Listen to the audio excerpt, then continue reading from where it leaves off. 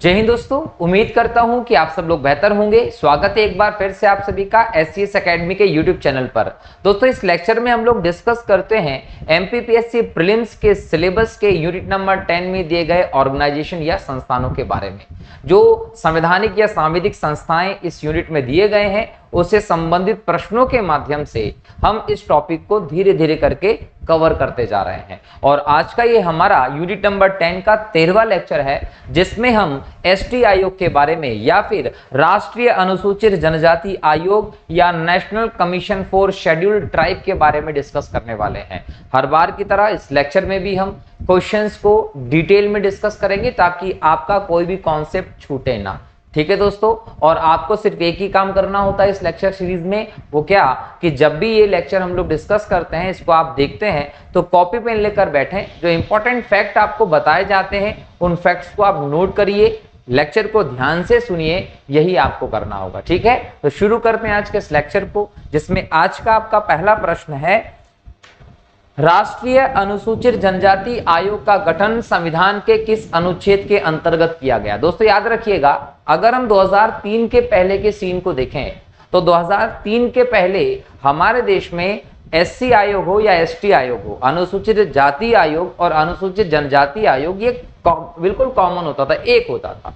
लेकिन 2003 में एक संशोधन किया गया और यह संशोधन था 89th संशोधन, 89th कॉन्स्टिट्यूशनल अमेंडमेंट एक्ट जो है दोस्तों, वो 2003 में इंडियन पार्लियामेंट ने पास किया और इसके माध्यम से हमारे देश में व्यवस्था की गई कि SC आयोग जो होगा वो अलग होगा और ST आयोग अलग होगा। अब SC के लिए, अनुसूचित जाति के लिए आयोग अलग कर दिया गया, अनुसूचित जनजाति के लिए आयोग अलग कर दिया गया। पहले जो व्यवस्था दी गई थी वो भारतीय संविधान के आर्टिकल नंबर 338 में दी गई थी, ये आयोग बनाए जाएंगे, इनके लिए संयुक्त आयोग थे। लेकिन इस संशोधन के माध्यम से संविधान में 338A ये अनुच्छेद जोड़ा गया और इसके माध्यम से हमारे संविधान के माध्यम से संविधान में एक और अनुच्छेद जोड़कर ST आयोग की व्यवस्था की गई। तो भारतीय संविधान के अनुच्छेद 338A में ST आयोग की व्यवस्था है और 338 में SC आयोग की व्यवस्था है। यह व्यवस्था दोस्तों 89th कॉन्स्टिट्यूशनल अमेंडमेंट 2003 में जो हुआ, इसके माध्यम से की गई है। अब जब हम अनुच्छेद 338A को डिटेल में देखते हैं दोस्तों, तो इसमें आपको दिखाई पड़ेगा अनुच्छेद 338A या क का 1, इसके अंतर्गत ही राष्ट्रीय अनुसूचित जनजाति आयोग के गठन की व्यवस्था की गई है। तो संविधान के अनुच्छेद 338 क्लॉज A सब क्लॉज 1 के अंतर्गत ही भारत में अनुसूचित जनजाति आयोग या ST आयोग का गठन किया जाता है। अब चूंकि ये भी आप देख रहे हैं कि संविधान के इस आर्टिकल के तहत ये आयोग बनाया जा रहा है, इसका मतलब मैं ये कह सकता हूं कि आयोग एक संवैधानिक आयोग है।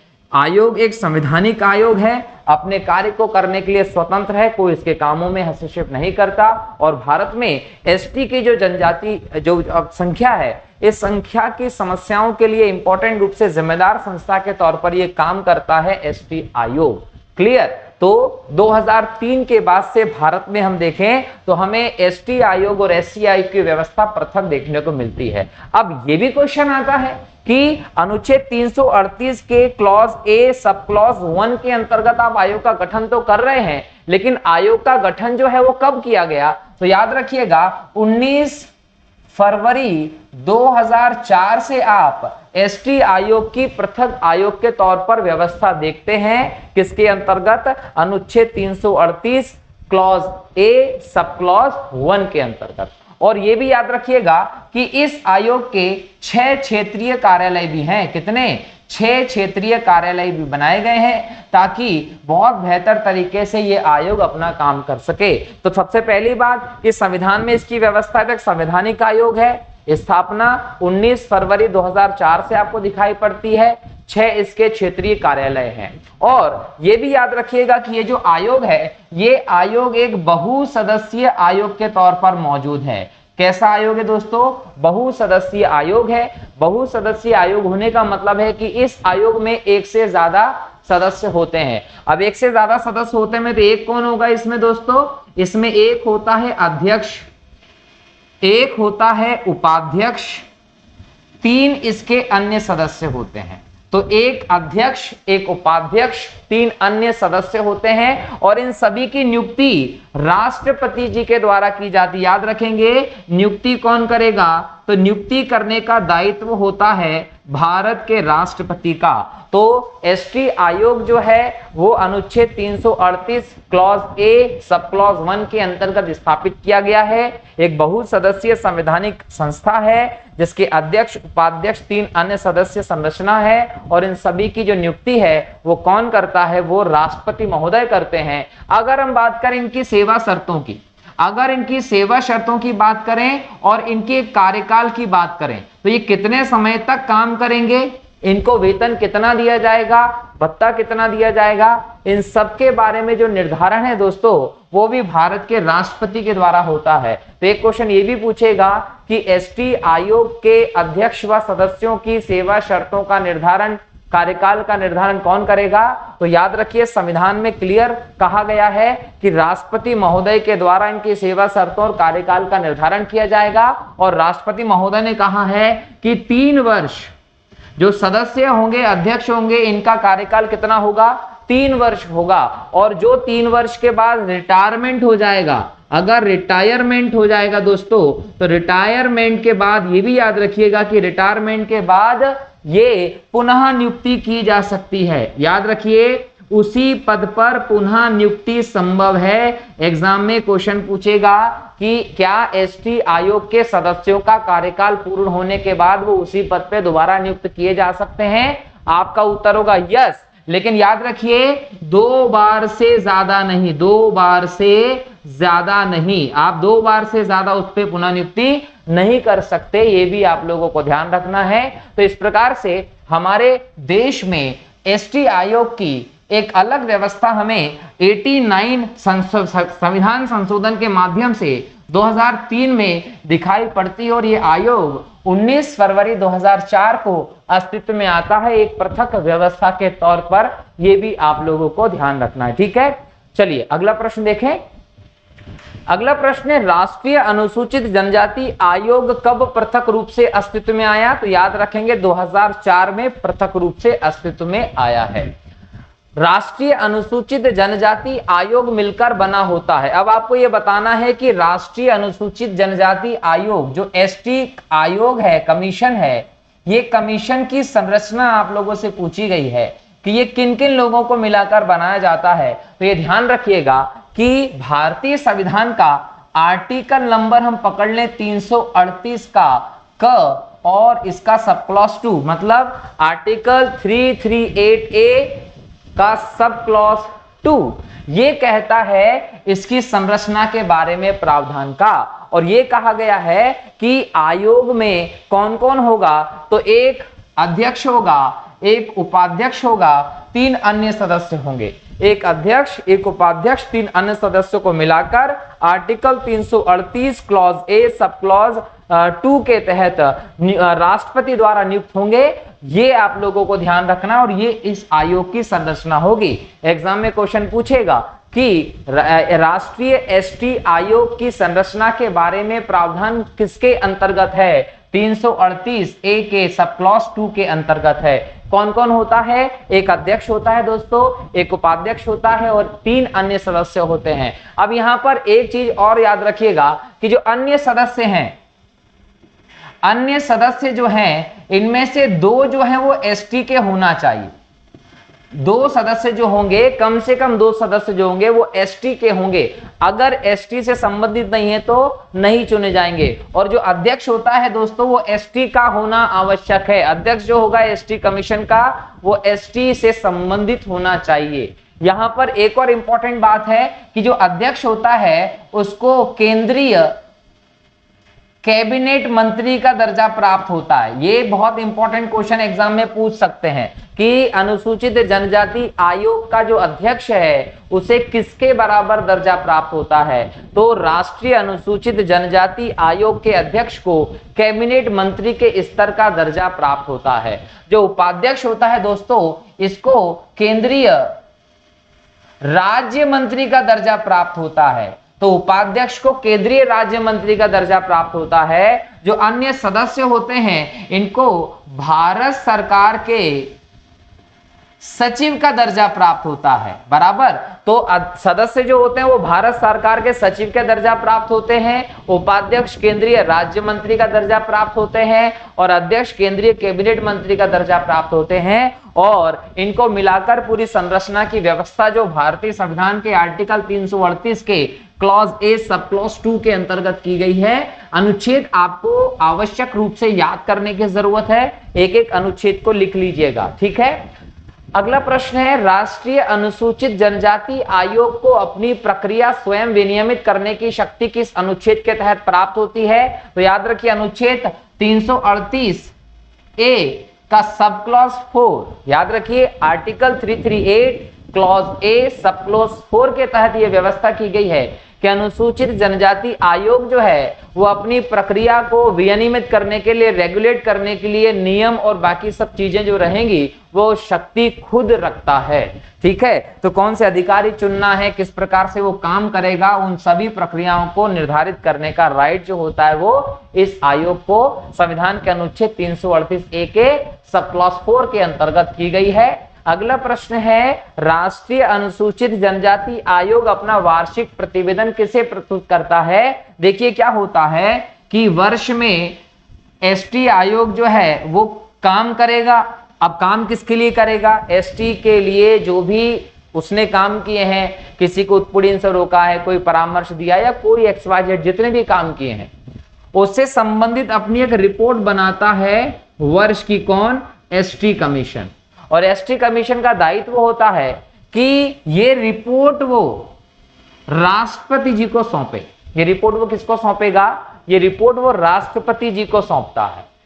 एक तो बात यह है कि वो वर्ष में एक बार सौंपेगा ही सौंपेगा, लेकिन कभी कभी ऐसा हो जाता है कि पहले ही प्रतिवेदन देने की जरूरत पड़ जाती है, तो समय से पहले भी ये प्रतिवेदन दे सकता है। और प्रतिवेदन देना जरूरी है, ये बात संविधान के आर्टिकल 338 ए सब क्लॉज 5 के तहत कहीं ना कहीं ये बात की गई है।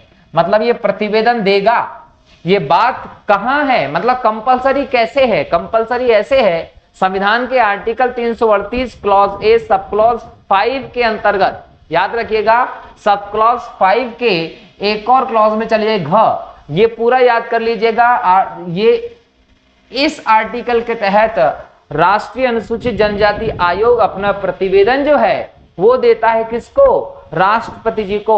और राष्ट्रपति जी इस रिपोर्ट को संसद के दोनों सदनों में रखवाते हैं, ये भी आप लोगों को ध्यान रखना है, ठीक है। इसमें किए गए परामर्श को स्वीकार किया गया है, अस्वीकार किया गया है, दोनों की कारण सहित सरकार जो होगी वो संसद में व्याख्या करती है, ये भी आप लोगों को ध्यान रखना होगा।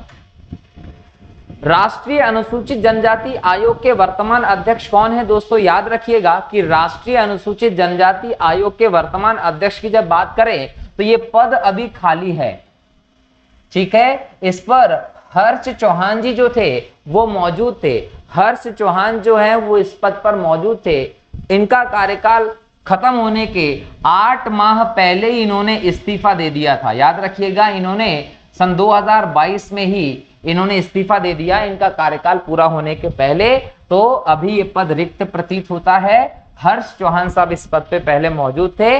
अगला प्रश्न है, राष्ट्रीय अनुसूचित जनजाति आयोग की वार्षिक रिपोर्ट राज्यों के विधानमंडल के पटल पर रखने के लिए कौन किसे भेजता है? यह याद रखिएगा कि राष्ट्रीय अनुसूचित जनजाति आयोग की वार्षिक रिपोर्ट राज्यों के विधानमंडल के पटल पर रखने के लिए कौन किसे भेजेगा? तो यहां पर यह ध्यान रखिए कि रिपोर्ट जो होती है ये 338 ए 5 और घ इस आर्टिकल के तहत रिपोर्ट देने का दायित्व है कि आयोग राष्ट्रपति जी को रिपोर्ट देगा। मतलब राष्ट्रपति जी को रिपोर्ट अगर आयोग दे रहा है राष्ट्रीय, इसका मतलब ये दोनों तो कैंसिल हो गए। तो यहां पर राष्ट्रपति जी के पास जब रिपोर्ट जाएगी तो राष्ट्रपति जी मुख्यमंत्री को नहीं देते, किसको देते हैं? राज्यपाल को देते हैं। क्योंकि राज्यपाल कौन है? राज्यपाल जो होता है वो राज्य में राष्ट्रपति के प्रतिनिधि के तौर पर काम करता है। तो राष्ट्रपति महोदय अपने प्रतिनिधि को रिपोर्ट देते हैं। अगर वो रिपोर्ट में कोई हिस्सा या पूरी रिपोर्ट उस राज्य से संबंधित है तो इस कंडीशन में राष्ट्रपति महोदय जो है वो उस रिपोर्ट को राज्य के राज्यपाल को भेजते हैं और राज्यपाल क्या करता है, विधानमंडल के पटल पर रखवाता है। ध्यान रखिएगा कि राष्ट्रीय अनुसूचित जनजाति आयोग जो है अपनी रिपोर्ट किसको देगा, राष्ट्रपति को देगा। आर्टिकल 338A(5) और घ के अंतर्गत। और राष्ट्रपति महोदय चेक करेंगे कि ये रिपोर्ट किसी राज्य से संबंधित है, प्रभावित करती है, तो उस राज्य के राज्यपाल को उस रिपोर्ट की एक फोटोकॉपी देंगे। राज्य का राज्यपाल उस रिपोर्ट को विधानमंडल में रखवाएगा, जहां पर राज्य की सरकार उस पर चर्चा करने का काम करती है। ये आप लोगों को ध्यान रखना है, बहुत ही सोचने वाला प्रश्न है ये, और एग्जाम में ऐसे प्रश्न जनरली आप गलत कर देते हैं, तो इस प्रकार के कॉन्सेप्ट यहाँ क्लियर हो गए हैं आपके। अगला प्रश्न है, राष्ट्रीय अनुसूचित जनजाति आयोग के अध्यक्ष व सदस्यों के वेतन भत्ते किसके समान होते हैं? निर्वाचन आयोग के समान होते हैं, उच्चतम न्यायालय के न्यायाधीश के समान होते हैं, भारत सरकार के सचिव के समान होते हैं, भारत के नियंत्रक व महालेखा परीक्षक के समान होते हैं। याद रखिएगा कि अनुसूचित जनजाति आयोग के अध्यक्ष व सदस्यों के वेतन भत्ते राष्ट्रपति महोदय ने निर्धारित किए हैं, और राष्ट्रपति महोदय ने कहा है कि इनको भारत सरकार के सचिव के समान वेतन भत्ते दिए जाएंगे। और यह भी याद रखिएगा कि जो सचिव होता है वो कौन होता है।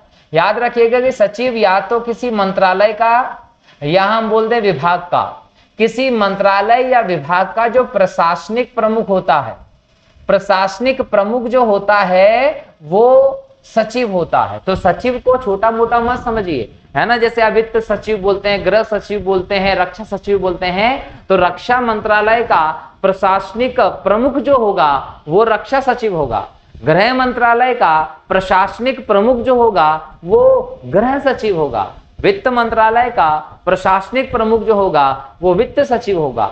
भारत सरकार का जो प्रशासनिक प्रमुख के तौर पर आप देखते हैं वो भारत सरकार का जो प्रमुख सचिव होता है उसको आप देखते हैं। इसका मतलब भारत सरकार के सचिव के समान वेतन भत्ते और सेवा शर्तें निर्धारित की गई हैं। किसके लिए? अनुसूचित जनजाति आयोग के अध्यक्ष के लिए। ये आप लोगों को ध्यान रखना है, ठीक है। चलिए आगे बढ़े। अगला प्रश्न देखते हैं कि निम्न में से कौन सा कार्य राष्ट्रीय अनुसूचित जनजाति आयोग का नहीं है? पहला काम बोला है, ध्यान से सुनना है, ध्यान से पढ़ के उत्तर समझना है। क्या? कि अनुसूचित जनजातियों के अधिकारों से संबंधित शिकायतों की जांच करना तथा निर्णय देना। देखिए, अनुसूचित जनजातियों के अधिकारों से संबंधित शिकायतों की जांच करना तथा निर्णय लेने की बात हुई है। देखिए, जांच करना और निर्णय लेना, जांच करने के लिए पुलिस की व्यवस्था है, निर्णय लेने के लिए अदालत की व्यवस्था है।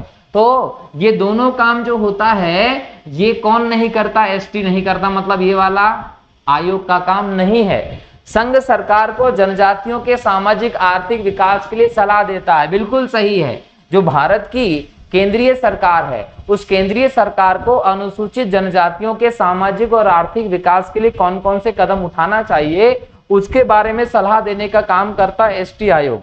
वन क्षेत्र में रह रही अनुसूचित जाति जनजातियों के लघु वनोपज अधिकारों को सुनिश्चित करना किसका दायित्व है? ये दायित्व भी एसटी आयोग का है। पेशा अधिनियम 1996 का पूर्ण कार्यान्वयन सुनिश्चित करना ये भी कहीं ना कहीं काम है अनुसूचित जनजाति आयोग का। पेशा अधिनियम अनुसूचित जनजातियों के अधिकारों को सुनिश्चित करने से संबंधित अधिनियम लाया गया था 1996 में। तो अनुसूचित जनजातीय लोगों के अधिकार बराबर हो रहे कि नहीं हो रहे, मिल रहे कि नहीं मिल रहे, उनका उल्लंघन नहीं हो रहा है, इन सब चीजों को सुनिश्चित करने का काम भी कौन करेगा? ये काम करता है एसटी आयोग। लेकिन एसटी आयोग जांच और निर्णय देने का काम नहीं करता है, वो एक अलग इन्वेस्टिगेशन टीम का और अदालत का काम होता है। तो इस प्रश्न में क्या पूछा है? कौन सा कार्य राष्ट्रीय अनुसूचित जनजाति आयोग का नहीं है? तो ये वाला उत्तर आपका आ जाएगा, ठीक है।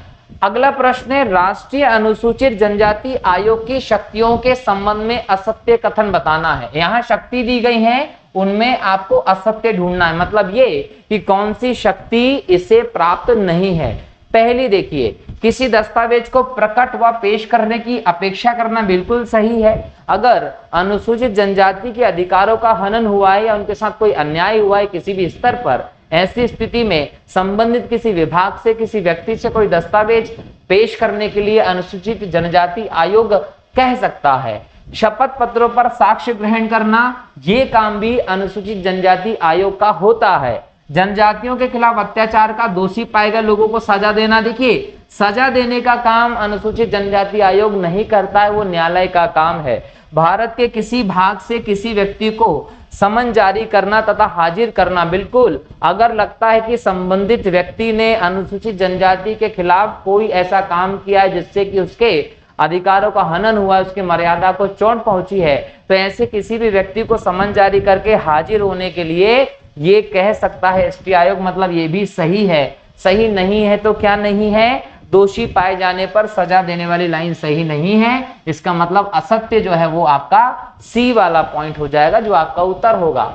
अगला प्रश्न है, निम्न में से किस अनुच्छेद के अंतर्गत राष्ट्रीय अनुसूचित जनजाति आयोग के कर्तव्य का उपबंध है। मतलब सीधे सीधे आपको यह बताना है कि अनुसूचित जनजाति आयोग के कर्तव्य कौन से आर्टिकल में दिए गए हैं। तो भारतीय संविधान के अनुच्छेद 338 क्लॉज ए सब क्लॉज 5 के अंतर्गत ही अनुसूचित जनजाति आयोग के कार्य दिए हैं कि अनुसूचित जनजाति आयोग कौन कौन से कार्य करेगा, कौन कौन से कार्य में उसकी इंपॉर्टेंट भूमिका रहेगी। तो इन सब के बारे में अनुच्छेद 338 के क्लॉज ए सब क्लॉज 5 के अंतर्गत व्यवस्था आपको मिलेगी। अनुच्छेद है, इसको रट्टा मार दीजिएगा, ठीक है।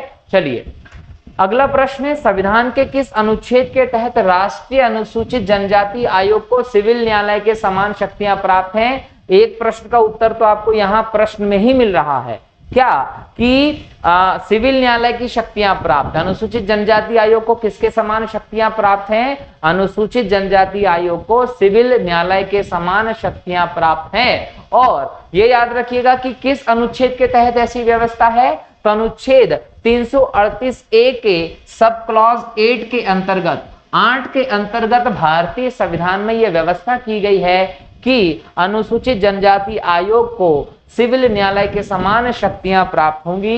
ये आप लोगों को ध्यान रखना, ठीक है। चलिए अगला प्रश्न क्या है, अगला प्रश्न है, राष्ट्रीय अनुसूचित जनजाति आयोग के अध्यक्ष को किसका दर्जा मिलता है, तो केंद्रीय कैबिनेट मंत्री के बराबर का दर्जा मिलता है अनुसूचित जनजाति आयोग के अध्यक्ष को, ठीक। अगला प्रश्न है, राष्ट्रीय अनुसूचित जनजाति आयोग के अध्यक्ष एवं सदस्यों को पुनः नियुक्त किया जा सकता। बिल्कुल, देखिए अध्यक्ष और सदस्यों की नियुक्ति राष्ट्रपति जी के द्वारा होती है, और राष्ट्रपति कोई भी अध्यक्ष यदि दिवालिया हो जाता है, मानसिक रूप से विकृत चित्त या शारीरिक रूप से ऐसी स्थिति में है कि वो काम नहीं कर सकता, या फिर उसके खिलाफ कोई दोष सिद्ध हो जाता है, या फिर वो लाभ के पद पर मौजूद होता है, इन सभी कारणों के चलते अनुसूचित जनजाति आयोग के अध्यक्ष को राष्ट्रपति महोदय हटा सकते हैं।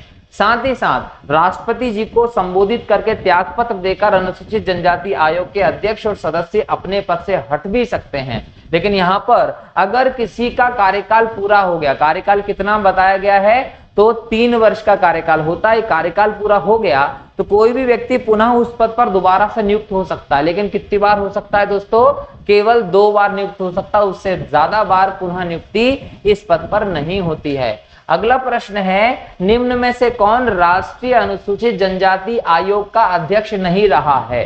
याद रखिएगा पीएल पुनिया जो हैं, पीएल पुनिया कभी भी अनुसूचित जनजाति आयोग के अध्यक्ष के तौर पर काम नहीं किया है। उर्मिला सिंह हो, रामेश्वर ओरांग हो, नंद कुमार साई हो, तीनों के तीनों ने अनुसूचित जनजाति आयोग के अध्यक्ष के तौर पर काम किया है। यहां देखिए उर्मिला सिंह की हम बात करें, 2007 से 2010 तक उर्मिला सिंह ने काम किया है, ठीक है। 2010 से 2016 तक रामेश्वर ओरांग जी ने काम किया। ये झारखंड के हैं और दोस्तों कांग्रेस के नेता रहे हैं। इन्होंने अपने 2 कार्यकाल तक, याद रखिएगा 2 कार्यकाल तक ये एसटी आयोग के अध्यक्ष के तौर पर रहे हैं। नंद कुमार साई की बात करूं तो 2017 से 2021 तक ये इस पद पर रहे नंद कुमार साई। और इसके बाद आए थे कौन, हर्ष चौहान। तो हर्ष चौहान जो थे, इनको 2021 से 2023-24 तक इस पद पर रहना था।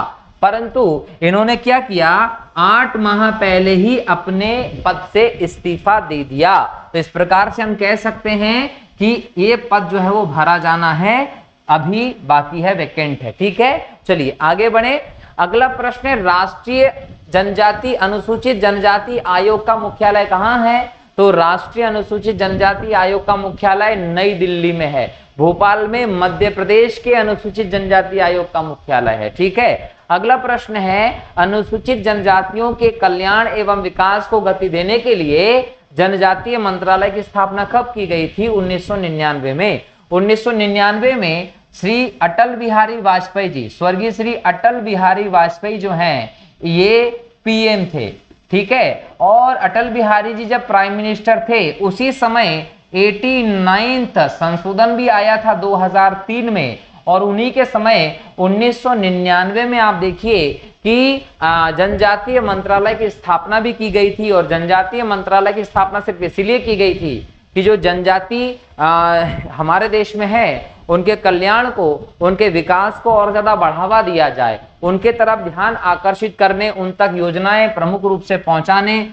उनके लिए विशेष रूप से सुविधा पहुंचाने के लिए ही 1999 में इस मंत्रालय को स्थापित किया गया। तब से ये मंत्रालय हमारे यहाँ पर स्थापित है। अगला प्रश्न है, राष्ट्रीय अनुसूचित जनजाति आयोग के प्रथम अध्यक्ष कौन थे? तो याद रखिएगा, कुंवर सिंह जो है वो 2004 से 2007 तक अनुसूचित जनजाति आयोग के प्रथम अध्यक्ष थे। अगर एग्जाम में क्वेश्चन ये पूछ ले कि एससी आयोग प्लस एसटी आयोग जब संयुक्त रूप से थे तो इसके दोनों के अध्यक्ष के तौर पर भी काम करने वाले कौन थे? तो कुंवर सिंह जो थे वो इन दोनों के अध्यक्ष के तौर पर भी काम कर चुके थे। ये आप लोगों को ध्यान रखना है। ओके, चलिए अगला प्रश्न है, मध्य प्रदेश राज्य अनुसूचित जनजाति आयोग की स्थापना कब की गई थी? तो ध्यान रखिएगा 24 मई 1995। याद रखिएगा कि ये एक इंपॉर्टेंट व्यवस्था है। मध्य प्रदेश में 1995 में एमपी में अनुसूचित जनजाति या एसटी एक्ट पास किया गया। कब? 1995 में 1995 में मध्य प्रदेश में अनुसूचित जनजाति अधिनियम पास किया गया। एसटी एक्ट कब पास किया गया? 1995 में। और इसको पास करने के बाद हम देखें तो 24 मई को 1995 को मध्य प्रदेश के जो राज्यपाल थे उनकी अनुमति मिलती है इस आयोग को। तो मध्य प्रदेश के राज्यपाल की अनुमति कब मिलती है? 24 मई 1995 को। और 29 जून 1995 को आयोग की स्थापना होती है। तो मध्य प्रदेश का अनुसूचित जनजाति आयोग जो है वो कब बनता है? 29 जून 1995 को बनता है। और इसका मुख्यालय जो है दोस्तों वो कहां पर स्थापित किया गया है? भोपाल में स्थापित किया गया है। याद रखिएगा कि मध्य प्रदेश का जो अनुसूचित जनजाति आयोग है ये एक बहुसदस्यीय निकाय है। क्या है? एक बहुसदस्यीय निकाय है। इसमें एक अध्यक्ष होता है प्लस 2 अशासकीय सदस्य होते हैं। तो एक अध्यक्ष और 2 अशासकीय सदस्यों को मिलाकर आप मध्य प्रदेश में एसटी आयोग को देखते हैं एक बहुसदस्यीय संस्था के तौर पर, जो 29 जून 1995 को स्थापित हुआ। 24 मई 1995 को राज्यपाल के हस्ताक्षर हुए थे और 1995 में यह अधिनियम लाया गया था। अगला प्रश्न है, निम्न में से कौन मध्य प्रदेश राज्य अनुसूचित जनजाति आयोग का पदेन सदस्य होता है? तो अनुसूचित जाति विकास आयोग के आयुक्त। मध्य प्रदेश में जो अनुसूचित जाति विकास आयोग का आयुक्त होता है इसे अनुसूचित जनजाति आयोग का पदेन सदस्य बनाया जाता है। पदेन सदस्य का मतलब ये है कि वो अनुसूचित जाति विकास आयोग के आयुक्त के तौर पर तो काम कर ही रहा है, लेकिन साथ ही साथ वो अनुसूचित जनजाति आयोग में भी सदस्य के तौर पर काम करता है। मध्य प्रदेश राज्य अनुसूचित जनजाति आयोग अपनी वार्षिक रिपोर्ट किसको देता है? तो राज्य सरकार को देता है। याद रखिएगा कि एमपी का जो एसटी आयोग है वो एसटी आयोग एक सांविधिक संस्था है। किस प्रकार की संस्था है? सांविधिक संस्था है। लेकिन अगर हम राष्ट्रीय एसटी आयोग की बात करते हैं तो ये एक संवैधानिक संस्था है। ये संवैधानिक संस्था क्यों है? क्योंकि 338 ए के तहत इसकी व्यवस्था पृथक रूप से की गई है। लेकिन एमपी में हम देखें तो राज्यों के लिए हमारे संविधान में अलग से एसटी कमीशन का प्रावधान नहीं है, लेकिन राज्य सरकारें चाहें तो इस अधिनियम के आलोक में अपने यहाँ विधानसभा से एक अधिनियम पास करके अपने यहाँ पर एसटी आयोग बना सकते हैं। तो मध्य प्रदेश सरकार ने क्या किया, 1995 में अधिनियम पास कर दिया और अधिनियम पास करके 1995 में हम देखें तो 29 जून को एक आयोग स्थापित कर दिया भोपाल में। और ये आयोग जो रहा वो इस एक्ट के तहत बनाया गया। तो एक सांविधिक आयोग के तौर पर आप इसको देखते हैं और सांविधिक आयोग है तो यहाँ पर मध्य प्रदेश राज्य अनुसूचित जनजाति आयोग अपनी वार्षिक रिपोर्ट किसको देता है? राज्य सरकार को देता है, जिस पर राज्य सरकार विधानमंडल के जो बोल सकते हैं कि सदन है उन पर डिस्कशन के लिए भी रखती है इसको, ये भी आप लोगों को ध्यान रखना है। मध्य प्रदेश राज्य अनुसूचित जनजाति आयोग के अध्यक्ष व सदस्यों का कार्यकाल कितना होता है? तो इनको 3 वर्ष के लिए नियुक्त किया जाता है राज्य सरकार के द्वारा। राष्ट्रीय अनुसूचित जनजाति आयोग की नोडल एजेंसी क्या है? तो राष्ट्रीय अनुसूचित जनजाति आयोग की नोडल एजेंसी जनजातीय मामलों का मंत्रालय है, जो कि 1999 से हमें दिखाई पड़ता है। अगला प्रश्न है, राष्ट्रीय अनुसूचित जनजाति आयोग का अध्यक्ष कौन बन सकता है? राष्ट्रीय अनुसूचित जनजाति आयोग का अध्यक्ष केवल अनुसूचित जनजाति का ही व्यक्ति बन सकता है। कोई व्यक्ति जो एसटी का है उसी को आप अनुसूचित जनजाति आयोग का अध्यक्ष बना सकते हैं, जिसको कैबिनेट मंत्री के स्तर की, केंद्र सरकार के कैबिनेट मंत्री के स्तर की सुविधाएं मिलती हैं, दर्जा मिलता है, लेकिन वो एसटी का ही व्यक्ति होना चाहिए, किसी दूसरे वर्ग का व्यक्ति अध्यक्ष नहीं बन सकता। अगला प्रश्न है, राष्ट्रीय अनुसूचित जनजाति आयोग में कम से कम कितने व्यक्ति अनुसूचित जनजाति के होने चाहिए? यहाँ पर 2 व्यक्ति, एक अध्यक्ष अनुसूचित जनजाति का होगा, उपाध्यक्ष की बात कर लें और 3 अन्य सदस्य की बात करें, इनमें से 2 एसटी के होने अनिवार्य है, ये भी आप लोगों को ध्यान रखना है। निम्न में से कौन सा असुमेलित है, मतलब कौन सा सुमेलित नहीं है? एक तरफ जनजाति क्षेत्र दिया है और उस तरफ उनका क्षेत्रीय कार्यालय दिया है। अगर हम मध्य प्रदेश की बात करें, ये याद रखिए पहले तो कि जो एसटी आयोग है, एसटी आयोग ने पूरे भारत में 6 क्षेत्रीय कार्यालय बनाए हुए हैं। अब ये 6 क्षेत्रीय कार्यालय जो बनाए हैं वो 6 अलग अलग राज्य के 6 जिलों में स्थापित किए गए हैं। मतलब 6 अलग अलग राज्यों के 6 जिलों में 6 क्षेत्रीय कार्यालय पूरे देश भर में एसटी आयोग ने बनाए हैं, जिसमें मध्य प्रदेश का एक क्षेत्रीय कार्यालय कहाँ है? मध्य प्रदेश में। एक क्षेत्रीय कार्यालय कहाँ है एसटी का? वो मध्य प्रदेश में है और वो कहाँ है? भोपाल में है। ठीक है। एक क्षेत्रीय कार्यालय जो है दोस्तों वो हम बोल सकते हैं कि मेघालय में है। मेघालय में कहाँ है? शिलोंग में है, तो ये भी सही है। और एक क्षेत्रीय कार्यालय राजस्थान में है, लेकिन राजस्थान के बीकानेर में नहीं है, राजस्थान के जयपुर में है। ठीक है, एक क्षेत्रीय कार्यालय राजस्थान के जयपुर में है और एक क्षेत्रीय कार्यालय उड़ीसा में है, उड़ीसा के भुवनेश्वर में है। मतलब मध्य प्रदेश में एक क्षेत्रीय कार्यालय है जो भोपाल में है, उड़ीसा में एक क्षेत्रीय कार्यालय है जो भुवनेश्वर में है, मेघालय में एक क्षेत्रीय कार्यालय है जो शिलोंग में है, राजस्थान में एक क्षेत्रीय कार्यालय है जो जयपुर में है, और यहाँ पर क्या दे दिया? बीकानेर। तो ये वाला ऑप्शन आपका सुमेलित नहीं है, क्योंकि राजस्थान में एसटी आयोग का क्षेत्रीय कार्यालय है तो सही, लेकिन ये कहाँ है? जयपुर में है, और इसमें क्या दे दिया? बीकानेर दे दिया।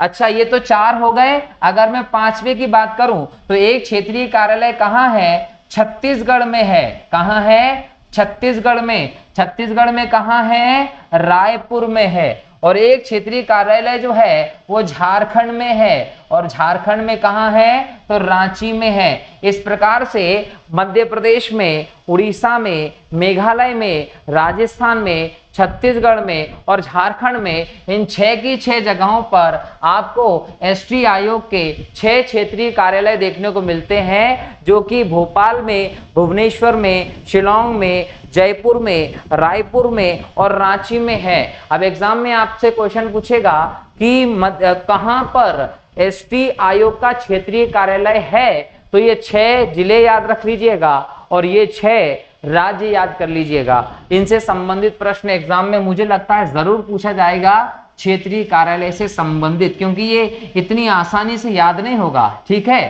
तो राजस्थान के कहाँ है? जयपुर में है। छत्तीसगढ़ के कहाँ है? रायपुर में है।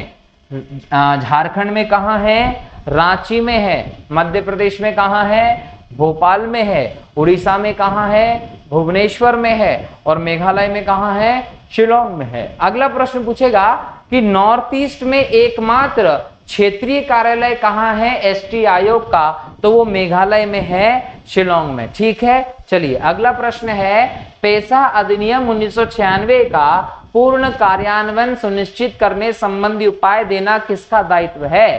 पेशा अधिनियम भारत में 1996 में लेकर आया गया था और इसको पूर्ण रूप से लागू करना, ये संबंधी जो उपाय है वो राष्ट्रीय अनुसूचित जनजाति आयोग देता है। राष्ट्रीय अनुसूचित जनजाति आयोग का ये दायित्व है कि वो पेशा अधिनियम 1996 पूर्ण रूप से लागू हो, इस बात को सुनिश्चित करे। अब ध्यान रखिए कि पेशा अधिनियम 1996 में लाया था और ये पंचायत से संबंधित है। किससे संबंधित है? पंचायत से संबंधित है। इसका संबंध भारत के संविधान के भाग 9 से दिखाई पड़ता है। इसमें जो भी अनुसूचित क्षेत्र हैं उन क्षेत्रों को विस्तारित करने के लिए, उन क्षेत्रों में अनुसूचित जनजाति के अधिकारों को विस्तारित करने के लिए अधिनियम लाया गया था। एक तरीके से हम देखें तो आदिवासियों की पारंपरिक प्रणाली को मान्यता देने के लिए पेशा अधिनियम लाया गया था, जो उनके अधिकारों को अलग अलग क्षेत्रों में सुनिश्चित करता है, बढ़ावा देता है, ताकि इनका ज्यादा से ज्यादा संरक्षण सुनिश्चित हो सके, लाभ सुनिश्चित हो सके। ठीक है, अगला प्रश्न, राष्ट्रपति राष्ट्रीय अनुसूचित जनजाति आयोग की रिपोर्ट को संसद के प्रत्येक सदन के समक्ष रखवाएगा।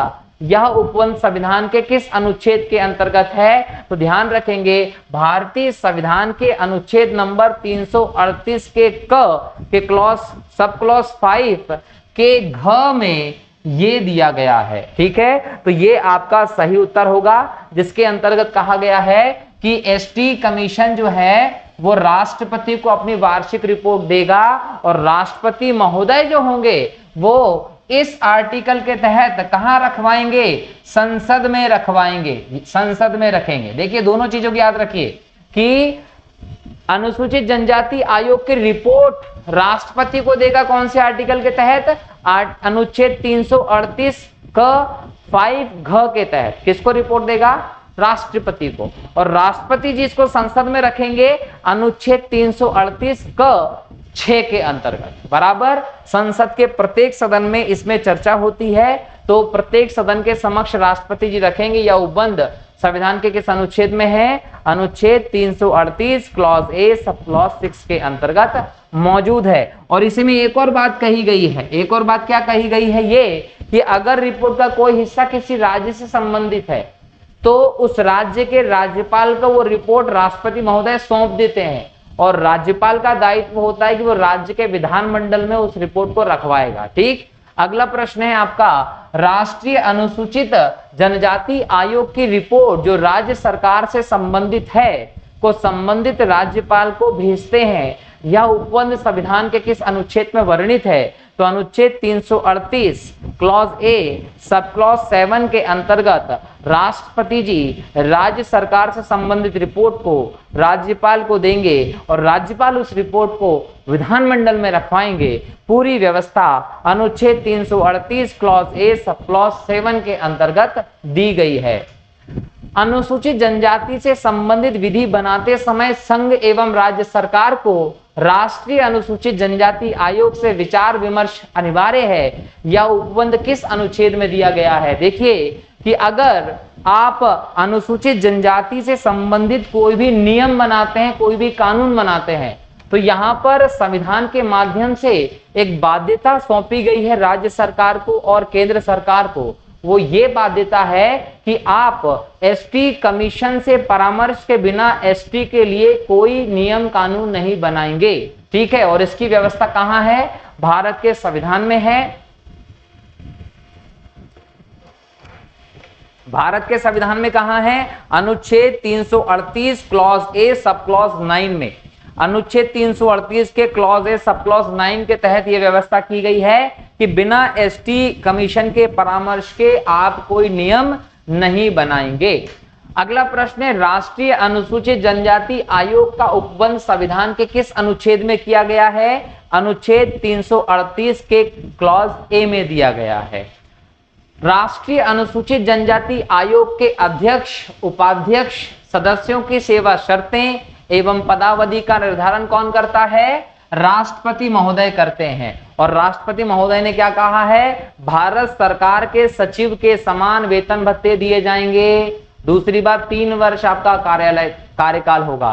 तो ये राष्ट्रपति जी ने नियुक्त किया है। क्यों? क्योंकि राष्ट्रपति जी को इस बात का अधिकार है संविधान के तहत कि अध्यक्ष हों, उपाध्यक्ष हों, सदस्य हों, इनकी सेवा शर्तों का निर्धारण आप करेंगे। लेकिन मुद्दा यह है कि भारतीय संविधान के कौन से अनुच्छेद में यह उपबंध दिया गया है? तो अनुच्छेद 338 क्लॉज ए सब क्लॉज 2 के अंतर्गत भारतीय संविधान राष्ट्रपति जी को यह ताकत, पावर देता है कि वे अनुसूचित जनजाति के जो आयोग है उसके अध्यक्ष, उपाध्यक्ष और सदस्यों की सेवा शर्तों का निर्धारण करें। राष्ट्रीय अनुसूचित जनजाति आयोग के अध्यक्ष एवं सदस्यों की नियुक्ति राष्ट्रपति द्वारा होती है या उपबंध संविधान के किस अनुच्छेद में है? तो देखिए, जो भी उपाध्यक्ष है, जो भी सदस्य है, जो भी अध्यक्ष, इसकी नियुक्ति कौन करेंगे? राष्ट्रपति जी। हटाएंगे भी कौन? राष्ट्रपति जी। त्यागपत्र भी किसको देंगे? राष्ट्रपति जी को। सारा काम किसके अंडर में? राष्ट्रपति जी के। लेकिन राष्ट्रपति जी को यह ताकत कौन देता है? संविधान का 338 का क्लॉज सब क्लॉज 2, ये अनुच्छेद जो है ये राष्ट्रपति जी को इस बात की ताकत देता है कि वो सदस्यों को उनके पद पर नियुक्त करें। बराबर। चलिए अगला आर्टिकल है, अगला प्रश्न है, मध्य प्रदेश राज्य अनुसूचित जनजाति आयोग का गठन किस अधिनियम के तहत किया गया था? तो मध्य प्रदेश राज्य अनुसूचित जनजाति आयोग अधिनियम 1995 में मध्य प्रदेश सरकार लाई और इसके तहत एक सांविधिक संस्था के तौर पर मध्य प्रदेश में राज्य अनुसूचित जनजाति आयोग का गठन भोपाल में किया गया है। मध्य प्रदेश राज्य अनुसूचित जनजाति आयोग मिलकर बना होता है। तो मध्य प्रदेश में जो राज्य अनुसूचित जनजाति आयोग है इसकी संरचना की बात की गई है। तो एक बोल सकते हैं कि अध्यक्ष और 2 अशासकीय सदस्यों को मिलाकर यह बनता है।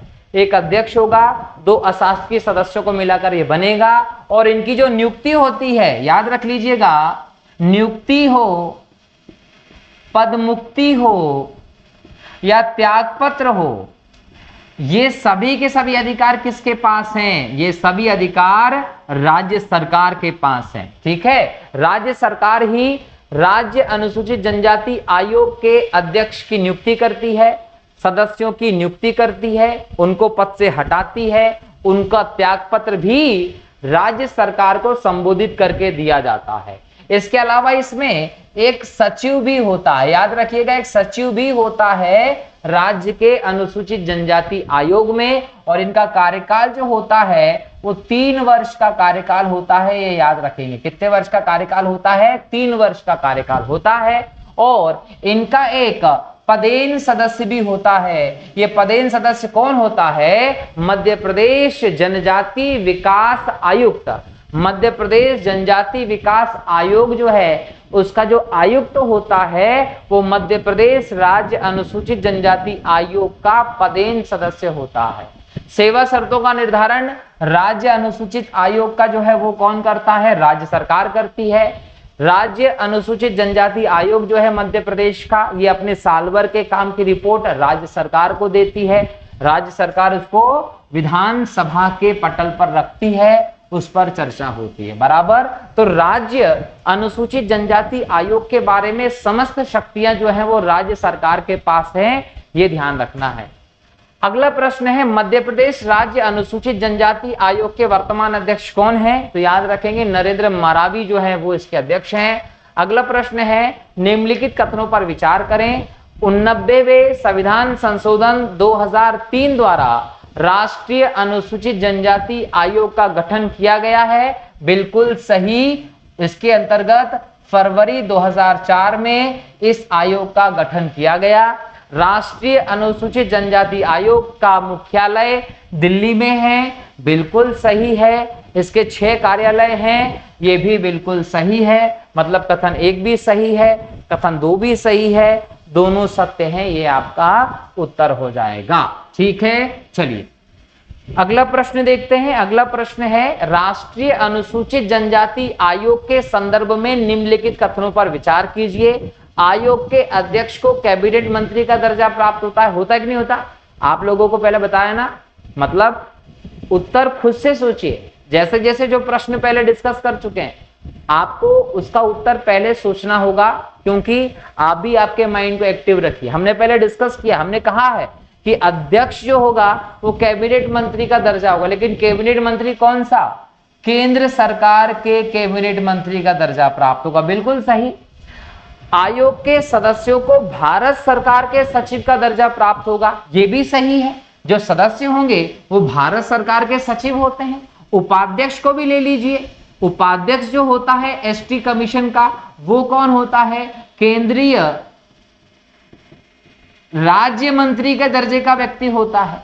तो दोनों के दोनों कथन आपके सही हो गए, उत्तर हो जाएगा सी, दोनों कथन सत्य है। देखिए जो क्वेश्चन पहले डिस्कस कर चुके हैं, तो आगे आपको उसका उत्तर अपने आप समझ में आता है, तो अपने मन से अनुमान भी लगाया कीजिए। ठीक है, चलिए अगला प्रश्न देखते हैं। राष्ट्रीय अनुसूचित जनजाति आयोग के अन्य कार्यों में शामिल है, कौन कौन से कार्य करते हैं? पैसा अधिनियम 1996 कार्यान्वयन सुनिश्चित करने संबंधी उपाय करना, बिल्कुल पैसा अधिनियम लागू करना एसटी आयोग का कर्तव्य है।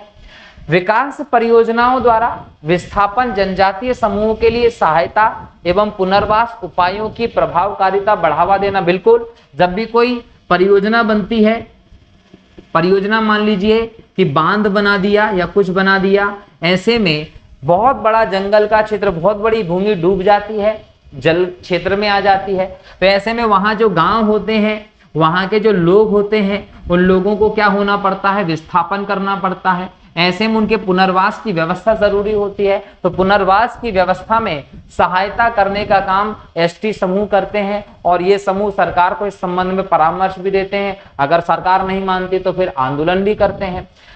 जनजातियों द्वारा झूम खेती के प्रचलन को कम करने तथा अंततः समाप्त करने संबंधी उपाय, ये भी है। देखिए क्या है, झूम खेती क्या होती है? झूम खेती जगह बदल बदल कर खेती होती है। जब आप जगह बदल बदल कर खेती करते हैं तो आप इसमें जंगलों को नष्ट करते हैं, जंगलों को काटा जाता है, और कहीं ना कहीं जंगलों को काटकर भूमि प्राप्त की जाती है और उस भूमि पर कृषि की जाती है।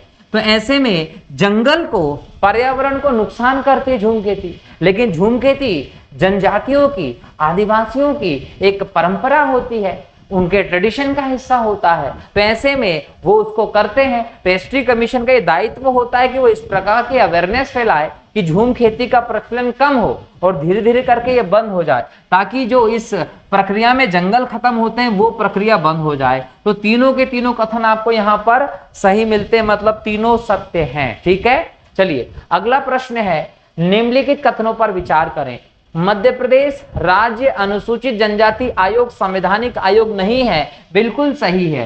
1995 में मध्य प्रदेश सरकार ने मध्य प्रदेश राज्य अनुसूचित जनजाति आयोग अधिनियम लेकर आया, मतलब उस अधिनियम के द्वारा व्यवस्था है, ना कि संविधान में कहीं इसके बारे में उल्लेख है। तो यह संवैधानिक आयोग नहीं है, बल्कि एक सांविधिक आयोग है, क्योंकि इसको कानून बनाकर आपने स्थापित किया है। तो पहला कथन सही है।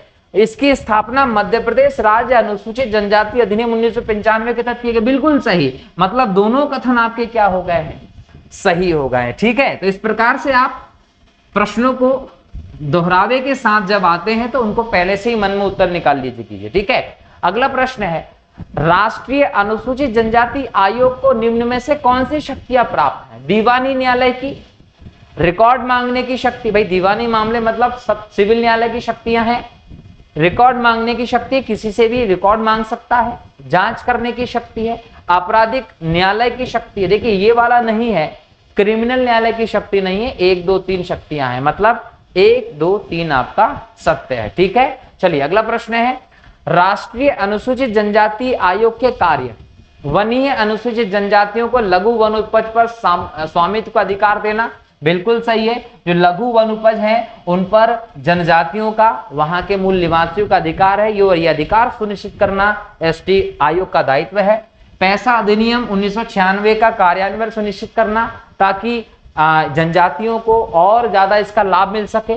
कानून द्वारा जनजातीय समूह का खनिज संसाधनों पर अधिकार सुनिश्चित करना, बिल्कुल, क्योंकि जनजातीय लोग जंगलों में रहते हैं, ऐसे वीरान क्षेत्रों में रहते हैं, हजारों वर्षों से वहां के जो खनिज संसाधन है उनका ये रक्षक है, तो उनके रक्षक होने के नाते, संरक्षक होने के नाते उनका उस पर कानूनी अधिकार भी सुनिश्चित होना चाहिए। जनजातीय समूहों को पुनर्वास संबंधी कार्यों को प्रभावी बनाना, ये भी कहीं ना कहीं एसटी का आयोग का काम है। मतलब उपयुक्त सभी आपका उत्तर हो जाएगा। अगला प्रश्न है, राष्ट्रीय अनुसूचित जनजाति आयोग की संरचना है, इसमें एक अध्यक्ष होता है, एक उपाध्यक्ष होता है, 3 सदस्य होते हैं, तो पहला, तीसरा और चौथा सही उत्तर होगा। ठीक है। अगला प्रश्न है, राष्ट्रीय अनुसूचित जनजाति आयोग को शक्तियां प्राप्त हैं, कौन सी शक्तियां प्राप्त हैं? एक तो ये जनजातियों को उत्पीड़न की जांच करने की शक्ति है, बिल्कुल है। किसी भी दस्तावेज की खोज और प्राप्ति की आदेश देना, बिल्कुल सही है। शपथ पत्र पर साक्ष्य प्राप्त करने का, बिल्कुल सही है। किसी भी न्यायालय में सार्वजनिक दस्तावेज अथवा प्रतिलिपि मांग करने का, बिल्कुल सही। सभी के सभी काम किसके होते हैं? एसटी आयोग के होते हैं। अगला प्रश्न है, निम्नलिखित कथनों पर विचार करें। राष्ट्रीय अनुसूचित जनजाति आयोग अपना वार्षिक प्रतिवेदन राष्ट्रपति को देता है, बिल्कुल सही है। राष्ट्रपति जी उसको संसद के सदनों के पटल पर रखवाते हैं। मध्य प्रदेश राज्य अनुसूचित जनजाति आयोग अपना वार्षिक प्रतिवेदन राज्यपाल को देता, नहीं, ये राज्यपाल को प्रतिवेदन नहीं देता, ये राज्य सरकार को देता है। यहां पर सारी शक्तियां किसको प्राप्त हैं? राज्य सरकार को। राष्ट्रीय अनुसूचित जनजाति आयोग के संबंध में संवैधानिक संस्था है, राष्ट्रपति को इसमें हेड बनाया गया है। ठीक है। अगला प्रश्न है, निम्नलिखित कथनों पर विचार करें। 89th संविधान संशोधन अधिनियम 2003 द्वारा राष्ट्रीय अनुसूचित जाति आयोग तथा राष्ट्रीय अनुसूचित जनजाति आयोग को अलग किया गया है, बिल्कुल सही। इस संशोधन के माध्यम से दोनों को अलग किया गया, तब जाके फरवरी 2004 में एसटी आयोग अलग हुआ है और एससी आयोग अलग स्थापित हुआ। इस अधिनियम द्वारा संविधान में अनुच्छेद 338 का जोड़ा गया। देखिए, इस अधिनियम के द्वारा संविधान में अनुच्छेद 338A जोड़ा गया है। पहले 338 था, इसके माध्यम से 338A जोड़ा गया है। इसका मतलब दोनों के दोनों कथन आपके सही कथन हैं। अगला प्रश्न है, निम्नलिखित कथनों पर विचार करें। राष्ट्रीय अनुसूचित जनजाति आयोग एक संवैधानिक संस्था, बिल्कुल सही है। मध्य प्रदेश राज्य अनुसूचित जनजाति आयोग एक सांविधिक संस्था, ये भी सही है। ये कानून बनाकर बनाया है और ये संविधान में संशोधन करके इस व्यवस्था को लेकर आया। तो अगला प्रश्न है, मध्य प्रदेश राज्य अनुसूचित जनजाति आयोग के संदर्भ में निम्नलिखित कथनों पर विचार करें। आयोग के अध्यक्ष व सदस्यों के वेतन भत्ते तथा सेवा शर्तों का निर्धारण राज्य सरकार करती है। मध्य प्रदेश के अनुसूचित जनजाति आयोग के संदर्भ में सेवा शर्तों का निर्धारण हो, सदस्यों अध्यक्ष की नियुक्ति हो, उनके त्यागपत्र हो, उनको पद से हटाया जाना हो, सभी चीजें राज्य सरकार के अंतर्गत आती है। आयोग अपना वार्षिक प्रतिवेदन राज्यपाल को देता नहीं, वार्षिक प्रतिवेदन भी राज्य सरकार को देता है। मतलब केवल पहला कथन जो है वो सत्य है इसमें। ठीक है। तो दोस्तों, इस प्रकार से हमने आज के इस लेक्चर में मध्य प्रदेश राज्य अनुसूचित जनजाति आयोग से संबंधित प्रश्नों को भी देखा, एग्जाम में आ सकते हैं। उसकी पूरी संरचना को, उसकी पूरी व्यवस्था को, उसके कार्यों को, सभी प्रावधानों को समझा और राष्ट्रीय अनुसूचित जनजाति आयोग के बारे में हमने सभी चीजों को देखा। एक तरीके से हमने ये पूरा टॉपिक समझ लिया इन प्रश्नों के माध्यम से। इसके बावजूद कोई डाउट आता है तो कमेंट करके या टेलीग्राम पे मैसेज करके आप डायरेक्ट पूछ सकते हैं। क्लियर? चलिए, अगले लेक्चर में फिर नए टॉपिक के साथ आप लोगों के सामने रहूंगा। तब तक के लिए बहुत बहुत शुक्रिया। जय हिंद, जय भारत, वंदे मातरम। और हाँ, अपनों का अपना विशेष ध्यान रखिए। तो बहुत बहुत धन्यवाद।